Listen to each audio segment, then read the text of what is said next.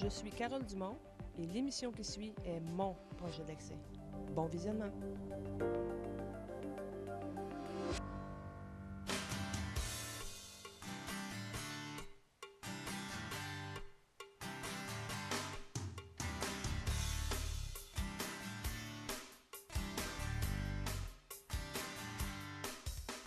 Bonjour et bienvenue. À En piste cette semaine, nous allons consacrer une bonne partie de l'émission à des femmes impliquées dans le monde des courses au harnais.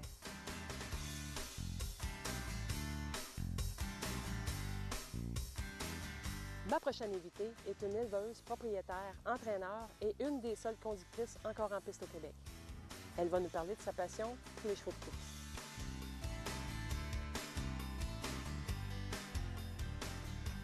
D'où t'es venu ton amour pour les chevaux?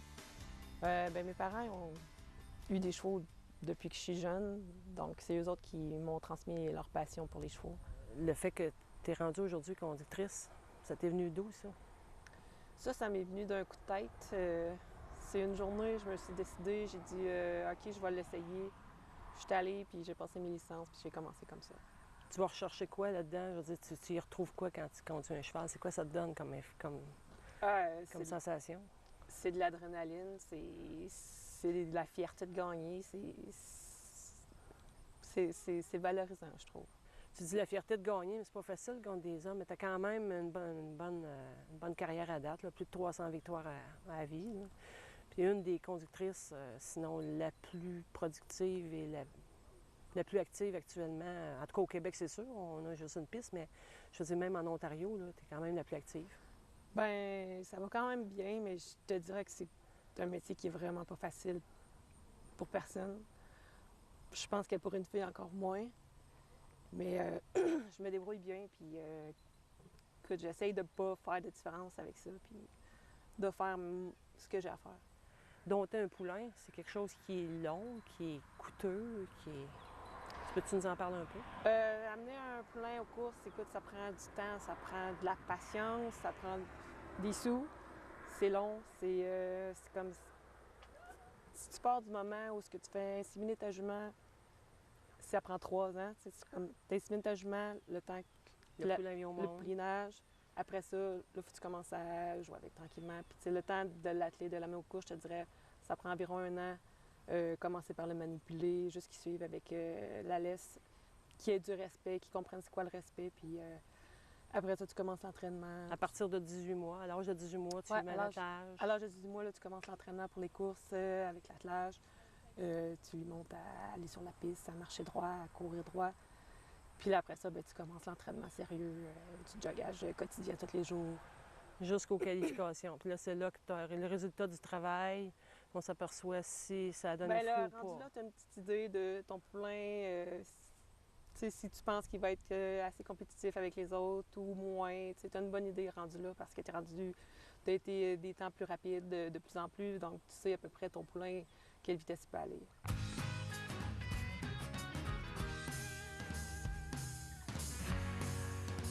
Quand on va faire un tour dans le paddock, on s'aperçoit, en tout cas moi je m'aperçois que de plus en plus dans le milieu des courses, les femmes sont présentes, comme palefreniers, beaucoup.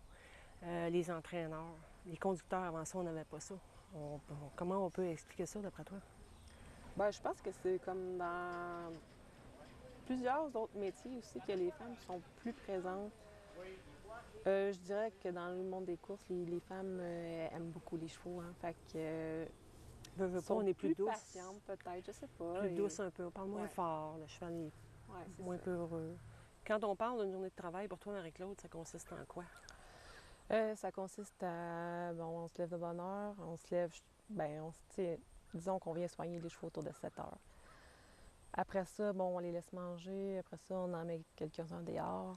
Puis après ça, là, on commence, on nettoie les box. On les minouche un petit peu. Après ça, on soigne les petits bobos aussi. C'est ça. Après ça, on les attelle, on va sur la piste, on fait l'entraînement. OK, mais quand il y a affaire à faire des courses à l'extérieur? Quand il y a des courses, là, il faut faire notre ouvrage le matin aussi.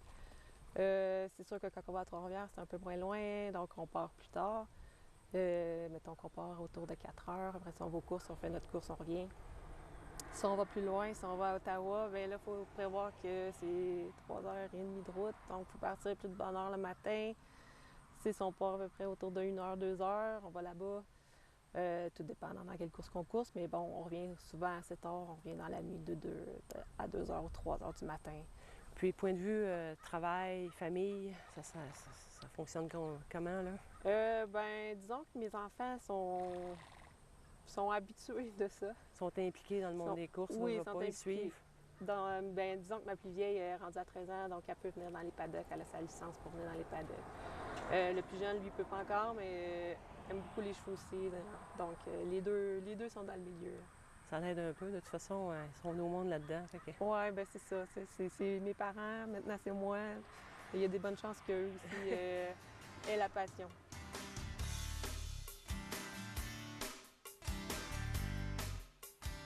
Aujourd'hui, je vais vous expliquer une autre façon de parier qui est le pari trifecta.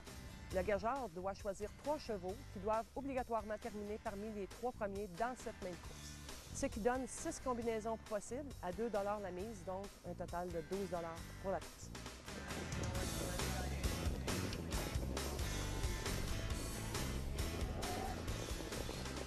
Mon prochain invité est la voix des courses à l'hippodrome de Trois-Rivières. Nous allons parler de ses débuts ainsi que de son travail. Allons discuter avec mon bon ami Guy Lafontaine. Alors, c'est la 7e course à l'hippodrome de Trois-Rivières. C'est maintenant le moment de mon meilleur choix de l'après-midi, le best bet for this afternoon, mon sabot d'or de la journée, Steven Genois. Depuis combien de temps tu fais ça?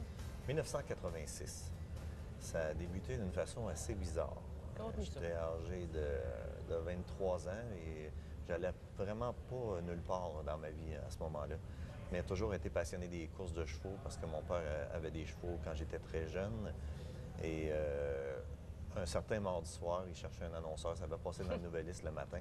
Et puis, 10 gars à l'Université du Québec en communication étaient venus avec Jean des Hôtels. On annonçait chacune course et ça ne fonctionnait pas. Et moi, j'arrêtais pas d'aller voir le directeur général à l'époque, qui était M. Jean-Guy Laferté. Puis il se disait, essayez-moi, on va, attends, on va t'essayer. Puis j'avais les cheveux longs, j'avais un peu de boutons à l'époque. Puis on me rejetait toujours du revers de la main. Toute la soirée, j'étais allé au moins 7 fois lui demander. Puis la dernière course, quand il a vu que rien n'avait fonctionné, il a dit « OK, vas-y, l'essayer ». Il va arrêter de nous achaler. Et là, la course a parti. Je me souviens, c'était Just a Rat et Hero Qualis, les 2 chevals qui se sont battus en avant.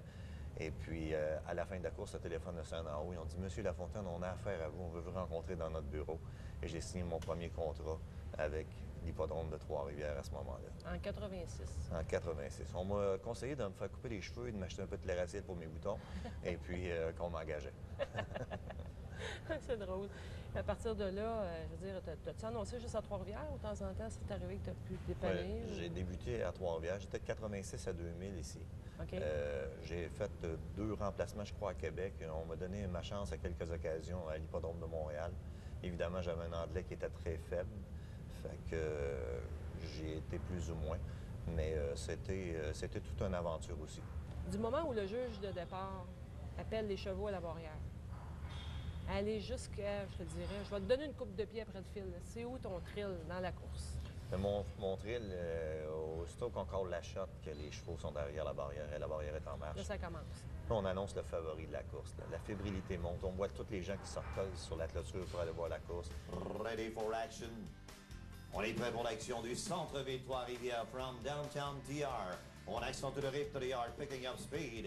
Et c'est l'épargne des Rough Zumbayama est projeté à la commande pour Yves Filion. Pendant ces 2 minutes-là, moi, là, j'existe plus. Et je suis comme en transe par rapport à ce que je fais. J'embarque tellement dans le spectacle, puis essayer de...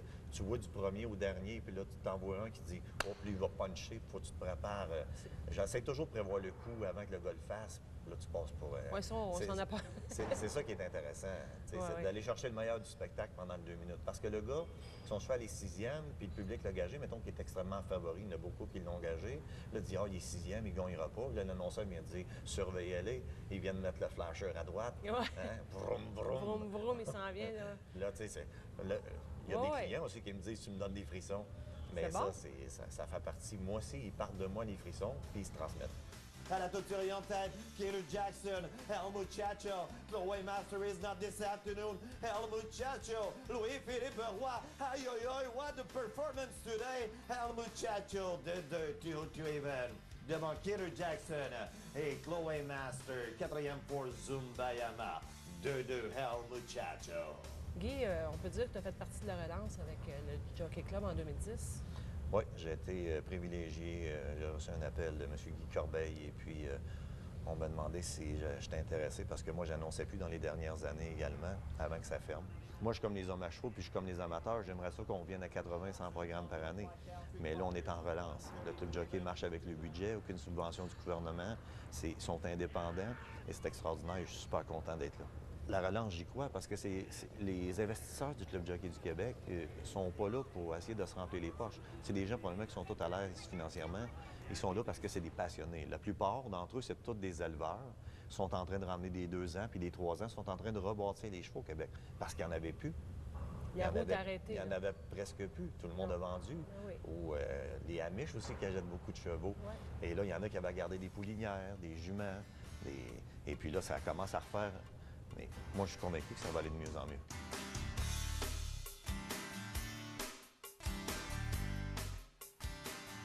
À l'hippodrome de Trois-Rivières, on y retrouve des chevaux soit dans l'amble ou dans le trot.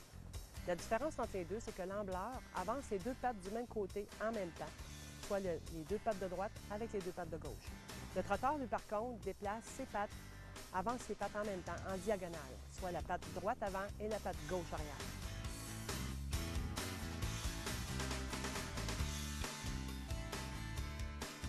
On est présentement en compagnie de Francis, qui est forgeron à l'hippodrome de Trois-Rivières. Salut. Bonjour. Là, tu vas nous expliquer qu'est-ce que tu vas faire, parce que je pense qu'il est arrivé une petite malchance avec un cheval qui vient d'arriver en transport. Oui, c'est ça. Le cheval a perdu son fer dans le transport. OK. Le client a mis son cheval ici pour Alors, reposer. Toi, tu vas y replacer ça. Oui, OK, replacer son fer. on te regarde aller. OK. On va commencer par nettoyer son pied un petit peu pour reposer le fer à la bonne place. Puis ça est tout bien appuyé. Oh. Il n'aime pas ça? Ouais, ça arrive des fois qu'ils sont un petit peu plus anxieux. Donc, on regarde si notre fer est Bien ajusté. bien ajusté à notre pied. Tout est Faut pas que ça bien dépasse. appuyé. Ouais, pas que ça dépasse. Ça est bien appuyé partout. Pas que le fer il bouge non plus. Ça y a une bonne aplomb. Comme un soulier, un coup Ouais, là dans le c'est ça. pied. là. Comme là, tout est Tout bien est beau. Tout est beau. On serait prêt à clouer. Ah, tu cloues ça, OK? Ouais. OK. On peut clouer ça. Prends des clous là-dedans. Ça y fait pas mal, ça? Non, non. Ça, on a une place spécifique à mettre notre clou. Un peu comme les ongles. Nous allons. OK. On peut voir ici, je ne sais pas si on peut voir la caméra, un emplacement, là, Dans le noir qu'il y a là? Ouais, on appelle ça OK. la ligne blanche. Là. OK. On part notre clou de là et il s'en va vers l'extérieur. OK. C'est comme si tu rentrais ça dans un ongle, dans le fond, c'est... Oui, c'est un peu le même principe, si on peut dire. On part de là, ça va, il va ressortir. Ouais. Ça y fait pas mal parce qu'il réagirait, hein? Oui, c'est ça. S'il réagit, si on c'est parce restait- que toi, t'es pas à la bonne place. Ça peut C'est- arriver, là? ouais, C'est un ça- métier à risque, tu sais? ça aurait pu arriver, c'est ça. OK. T'as pas- On joue, c'est du vivant. Ouais, des fois, il bouge, puis ça va... Ça peut arriver qu'il. Tu poses combien de clous? Comme lui, il va en avoir 3 clous. 3 clous? 3 clous chaque barre. Ah, chaque barre, 6 Ouais, clous. 6 OK. clous.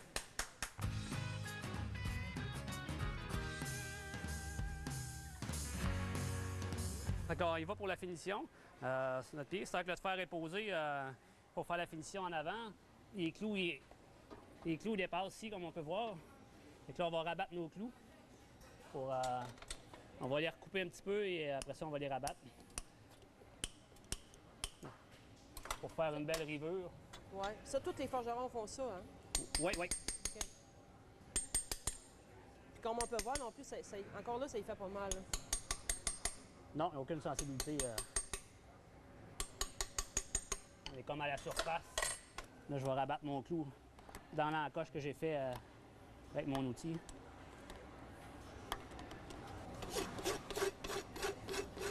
Après ça, on va le râper pour être sûr que rien n'accroche.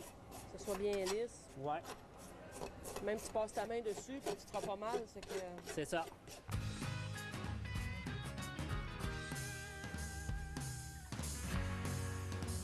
Alors, Francis, on t'a vu poser un fer.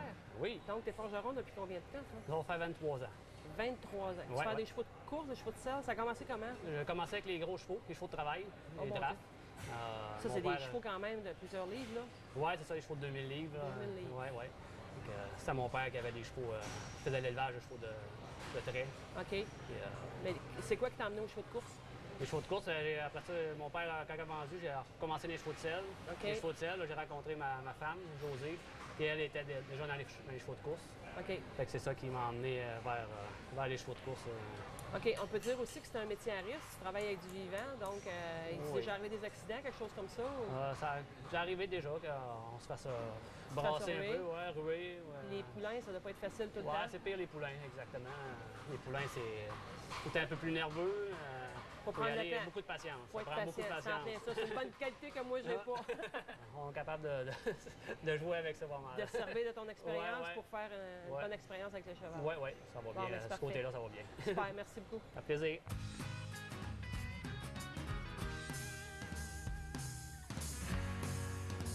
Aujourd'hui, je vais faire la différence entre un sulky de course et une voiture d'entraînement, communément appelée un long chaff. Ce sulky a été manufacturé par Brodeur Sulky, le plus grand fabricant de sulky au Canada.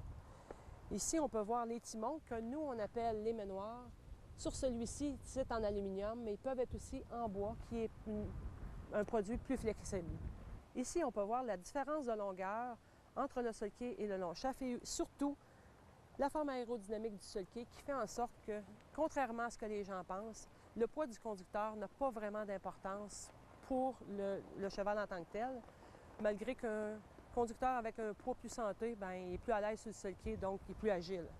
On peut remarquer aussi que pour le siège du long chaff, lui, il est muni de ressorts, ce qui n'est pas le cas pour le sulky de course. À partir de là, on peut facilement comprendre la différence entre l'entraînement et la performance.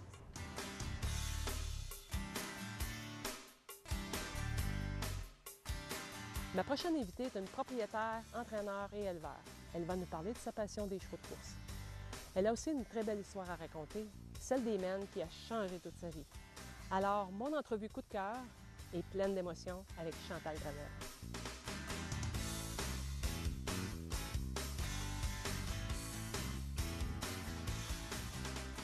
Premièrement, ta carrière, ça fait longtemps que tu es dans le milieu des courses. Comment ça a commencé, cette histoire-là?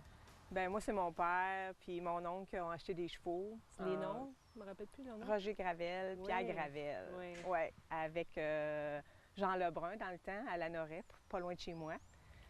Puis j'ai commencé tranquillement là, à marcher les chevaux, puis Dans à les poser des années, bandages. Ça, c'était dans la fin des années 70. Fait que ça me rajeunit pas.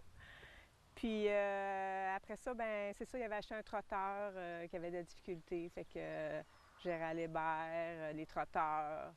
Fait que De là, l'amour des trotteurs. C'est ça. Hey, on a la réponse assez rapide. C'est ça. Fait que tout s'en est suivi, là. Moi, j'ai commencé à aimer ça, à adorer ça, plus que l'école, puis plus que tout. Mais on peut dire que tu n'as pas lâché, là, parce que l'élevage, c'est quelque chose qui se fait quasiment c'est plusieurs années, ça, là. Je veux dire, pour avoir quand même continué là-dedans, il fallait que tu aies confiance que ça continue un petit peu. Oui, ça a commencé avec une jument du nom de See You in the Circle. C'était à qui, ce jument-là? C'était à Kathleen, Katou, ma chum, Kathleen Pelletier. C'est ça, avec son conjoint. Puis là, c'est une jument difficile, puis un moment donné, ben il avait comme un peu lancé la serviette. Il me l'avait envoyé ici, comme un peu pour leur peau. Puis en fin de compte, on avait décidé de l'atteler, puis ça allait bien. Fait qu'on l'avait envoyé courser à Rideau-Carleton chez Jacques Baudouin. OK. Puis, pas méchant que les trotteurs non plus. Non, c'est ça. Puis ça a bien été, elle a gagné, puis mais bon, tout d'un coup, elle s'est blessée. Fait qu'elle est revenue, puis là, bon, on savait pas trop. Là, on l'a recoursé. Il y avait des courses dans le temps à Québec, c'est en 2010. OK. Mais on l'a recoursé, mais ça n'a pas fait. Elle a cassé, puis tout ça. Fait que là, il y a eu comme un plan clic. B avec les juments, c'est l'élevage. C'est ça. Plan B, vu que c'était une belle jument, bien conformée. Vous avez décidé, See You in the Circle, de faire équipe, C'est ça. de la faire accoupler. C'est ça. Fait qu'on a choisi Muscle Mass. Puis quand on l'a choisi, il n'y avait comme pas de preuve encore de fait. Là. OK. C'était l'année que les premiers coursaient. Ah, OK. Il y avait déjà des rejetons, oui, mais c'est ça. OK. C'est comme un peu la première Donc, année. les prix étaient abordables parce qu'aujourd'hui... Oui, quand même, c'est ça. La C'était première année, je pense que combien, c'est 5 000. 5 000 abordables. Quand même, OK, ouais, c'était- quand même. Une chance qu'il n'était pas prouvé. C'est Il est rendu ça. à combien aujourd'hui, tu sais ça? Je pense qu'il est à 7 000. Ah, Seigneur, quand même, avec tous les 500. succès, vous avez Oui, il y a eu quand des bons même. poulains. Là. OK. Oui. Fait qu'à partir de là, la jument elle était ici, elle, là. Oui, elle était ici. Il l'avait inséminé. C'est tout On le l'a temps par inséminé. insémination, ça. Oui, tout fait par insémination. C'est Dr Tardif qui s'est tout occupé de ça. Moi, j'ai déjà travaillé pour Dr Tardif, fait que j'ai beaucoup confiance en lui. Puis, Ben, c'est un bon vétérinaire. c'est ça, c'est un Donc, bon vétérinaire. Il allait ouais. chez Dustin Jones pour les inséminations et tout ça. ouais. Fait que je pense que ça a été une belle association. Puis de là est né See You Men. See You Men. Pourquoi c'est human? Pourquoi See You Men? See You pour la jument, See You in the Circle. Puis Men parce que Catou, son conjoint, tu sais, on est tous bien proches, on est comme une petite famille, là, tu sais, là. Puis Catou, son conjoint, son père, il appelait toujours Pat Men. Men. Hey, mon Men, mon Men. Puis cette année-là, que See You est né, bien, son père est décédé. Fait que de là est devenu See You Men.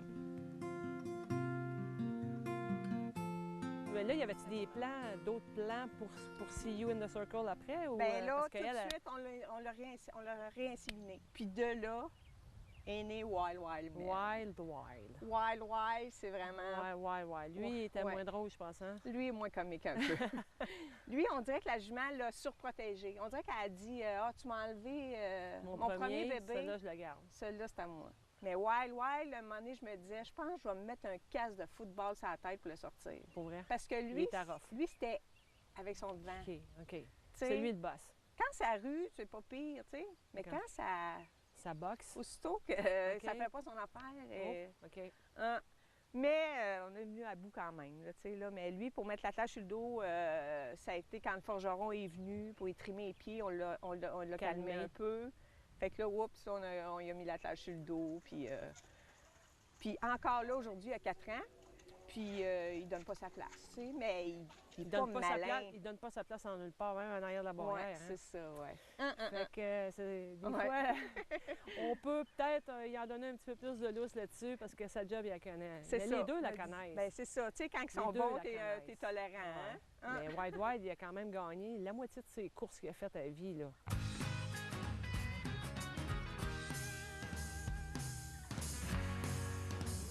Puis à partir de là, quand lui il est venu au monde, il s'est passé de quoi de moins drôle, par exemple? Oui, là, on a fait réinséminer encore. On a changé d'étalon parce que moi seulement, s'il s'en allait aux États, puis c'était plus compliqué, en tout cas. Fait que on est allé avec Explosive Matters. OK. Mais là, elle a retardé encore pour l'accouchement. Puis Catou était ici, moi j'étais ici, j'avais pris mes vacances encore pour l'accouchement. Puis là, un matin, la jument, elle se grattait, elle grugeait d'un barreau, tu sais. Puis là, je disais, Caroline... C'était pas dans son habitude. C'est pas dans son habitude de faire ça. Puis là, oups, elle tournait, puis là, oups, elle s'est couchée. Là, je dis, le matin, tu sais, c'est rare que ça accouche le matin, là. Ouais. Je me dis, on dirait qu'elle file pas, tu sais, on prendra pas de chance. On va appeler M. Tardif tout de suite. Puis M. Tardif, il était dans le coin. T'es chanceux. Ouais. Dans la malchance, on était chanceux. Il était dans le coin, il est venu tout de suite. Bien, une demi-heure peut-être après. Puis là, il a fouillé la jument, puis il a dit, oh, ça va pas bien. Fait que là, on a dit qu'est-ce qu'on s'en va à Saint-Hyacinthe, on prend pas de chance. À Saint-Hyacinthe, ils ont confirmé que le poulain était mort. Là, on voulait qu'il fasse une césarienne. Puis on dit non, on va l'accoucher, on est capable. Puis c'est des médecins, là, c'est ouais, dans l'école fait que vétérinaire. tu fais confiance, c'est ça. Ben là, c'est un médecin. C'est Ouais, ça. fait que là, on a tout assisté à ça. Je sais pas si c'est une bonne affaire, là. Non. Ils se sont mis 6 pour tirer sur... C'est la jument, puis il n'a pas sorti juste le cheval, je suppose. Là. oui, Oui. c'était une belle pouliche. OK. Ça aurait été la première pouliche.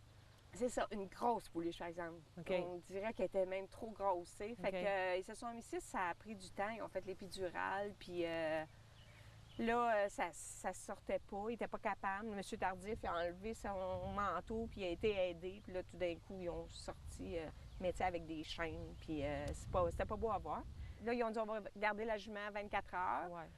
parce que le placenta n'était pas sorti, puis pour tout ça. Bon, OK, parfait, on part. Mais là, on est allé la voir avant de partir, puis elle avait vraiment pas l'air affilée, tu sais. Fait que Catou, elle a averti les gens là. Il me semble que la jument n'a pas l'air affilée, puis tout ça, mais ils ont dit « Ah, c'est normal, elle a eu l'épidurale, puis elle était toute trempée en navette. » Ouais, souvent. Elle avait un soluté, tu sais. Ouais. C'est comme si c'était hier, là. Puis là, on est parti, puis tout d'un coup, le téléphone a sonné. Votre Ça jument est morte, la horde du cœur a lâché. Fait que là, ben on a eu beaucoup de peine. Pensez Puis, même tu sais, arrêter des fois- l'élevage? Ben là, tu te dis, Ouais, mais tu sais pas où tu peut-être, t'en c'est ça, vas. tu sais pas ce que tu t'en vas, t'as pas un poulain qui a coursé. On va commencer par courser ceux-là. Fait que là, puis, tu te dis, ben peut-être que l'hémorragie est... Tu sais, peut-être qu'il fallait que ça s'arrête là. Ouais, Tu sais, tu te peut-être. dis peut-être que les autres Peut-être. ils sont pas bons, puis tu sais, là... Peut-être. Mais, Là, ça s'est remis à courser. là, c'est ça. Wild à 2 ans, il a performé comme un champion. On a eu des téléphones, Oui, hein? même des offres. Tout le monde veut les acheter dans ce temps-là, je sais quoi. Puis, tu sais, c'était un men. Puis là, ben, on voulait voir ce qu'il y avait dedans, là, tu sais, aussi, là. Puis là, CU s'est remis à courser aussi. OK. Puis, la première course qu'il a faite, CU, on est tous allés à Boucherville, parce que c'était en Ontario qu'il coursait. Ça, c'est le 3 ans qui n'avait pas coursé à Ouais, deux. là. le 3 ans qui n'avait pas coursé à 2. On est tous allés à Boucherville, au Salon de Paris, voir CU men courser. Tu sais, il y avait... Ouais. Mais La victoire. la victoire. Ouais, fait que là, Là, au Salon de Paris, là, tout le ça a monde le été, sait ce soir-là que c'était à vous autres des propriétaires. C'est ça. Kathleen était là, Ah ouais. Patrick était là, moi j'étais là, Gérald était là, ma soeur, mon frère. Là, Hein? Là, c'est C'est- l'aboutissement Ah oui, on prenait des photos de la de la télévision. TV. tu sais. Ah ouais, je sais quoi. Hein, c'est juste poche qu'on soit pas là, mais tu sais, on pouvait pas être là. Oui, c'est ça. Puis Wild, après, qui s'est mis à bien aller, puis c'est un conte de fées, là, tu te dis... dans ma vie, là, je pense, c'est ma fierté.